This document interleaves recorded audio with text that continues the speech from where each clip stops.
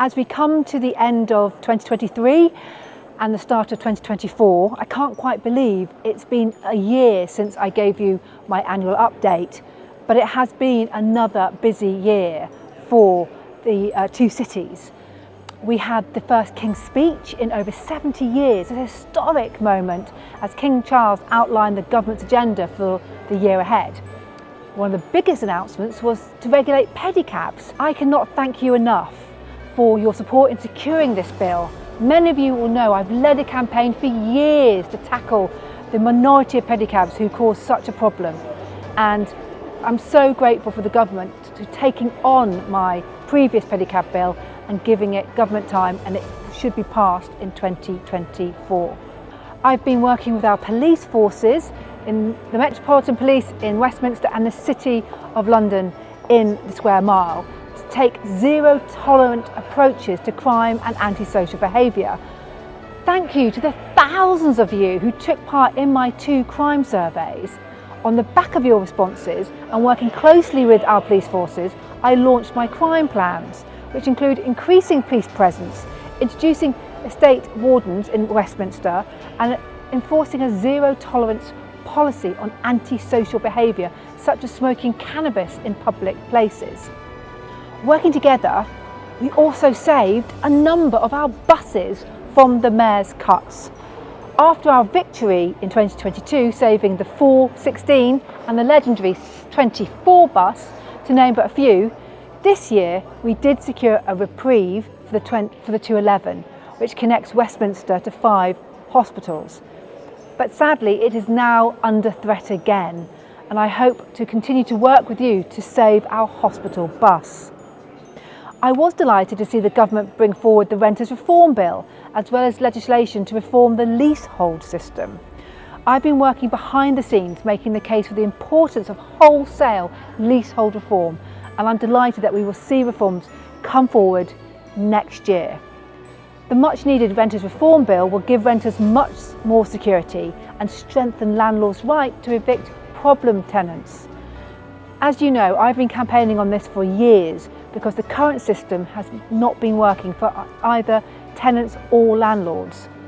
It is of course a balancing act, and I have been on the Renters Reform Bill Committee in Parliament scrutinising this very important legislation line by line. We also won the government's backing for our short-time lets register. The consultation opened this year and the responses are being looked into now, and I will continue to push for the implementation as swiftly as possible. I've also been working with cycling organisations and delivery companies, including Deliveroo, Uber Eats, Getir and Just Eat, to ensure that they take their riders' safety and their professionalism really seriously. And we are working on an app that their riders will have to look at and take a test to ensure that they understand the highway code and the importance of not ignoring pedestrians, not ignoring red lights, cycling down the wrong way, or using pavements as roads. And I look forward to this actually coming to fruition sometime in the new year. Building on last year's success of my launching of the Fertility Workplace Pledge, I'm pleased to have grown the list of companies signing up, including Aldi and Mars, and there are now over 50 companies signed up to support their employees who are going through fertility treatment and raising awareness of fertility treatment generally. This year saw some momentous occasions and anniversaries. The eyes of the world turned to our neighbourhoods for the coronation of King Charles and Queen Camilla, and of course we celebrated St Bart's Hospital 900th anniversary and the London Tube turning 160. I've voted in the Commons nearly 200 times, spoken out on issues that matter to you and matter to me, visited hundreds of brilliant organisations, charities, businesses, local groups, and met loads and loads of resident associations and local people. And as we come to the end of 2023, I would like to thank you for all your support of me and my campaigns, and also continuing to talk to me about the issues that most concern you. Sadly, we have seen terrorist attacks in Israel and a war in Gaza, while Putin's senseless aggression in Ukraine continues.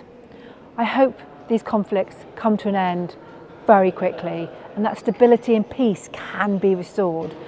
and that the rebuilding of lives on all sides can begin.